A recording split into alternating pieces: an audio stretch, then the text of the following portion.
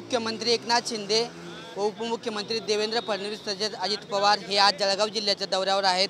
लाडकी बहीण योजनेच्या कार्यक्रमाकरता हे तीनही नेते आज जळगाव जिल्ह्याच्या दौऱ्यावर आहेत आणि यांच्या स्वागतार्थ जळगाव शहरामध्ये वेगवेगळ्या ठिकाणी त्यांचे स्वागतार्थ फलक लावण्यात आलेले आहे। भाजप पक्षाच्या वतीने असेल, राष्ट्रवादी अजित पवार गटाच्या वतीने असेल, भाजप महिला आघाडीच्या वतीने असेल, शिवसेना शिंदे गटाच्या वतीने असेल, अशा वेगवेगळ्या पक्षांच्या वतीने तसेच पदाधिकाऱ्यांच्या वतीने मुख्यमंत्री एकनाथ शिंदे असतील, उपमुख्यमंत्री देवेंद्र फडणवीस तसेच अजित पवार यांच्या स्वागतार्थ बॅनर लागलेले आहेत।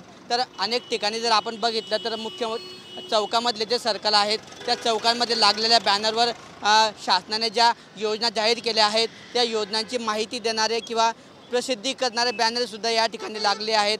जळगावच्या विमानतळापासून तर कार्यक्रमाच्या ठिकाणापर्यंत म्हणजे सागर पार्कपर्यंत या ठिकाणी रस्त्याच्या दुतर्फा वेगवेगळ्या योजनांचे तसेच मुख्यमंत्री एकनाथ शिंदे यांच्या स्वागताचे बॅनर या ठिकाणी लागलेले आहेत।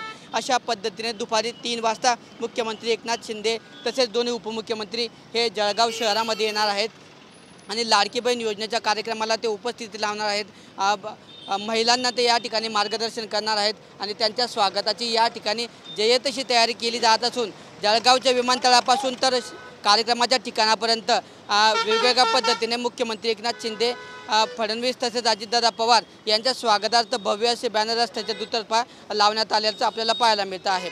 कॅमेरामन प्रसाद पवारसह किशोर पाटील, TV9 मराठी, जळगाव।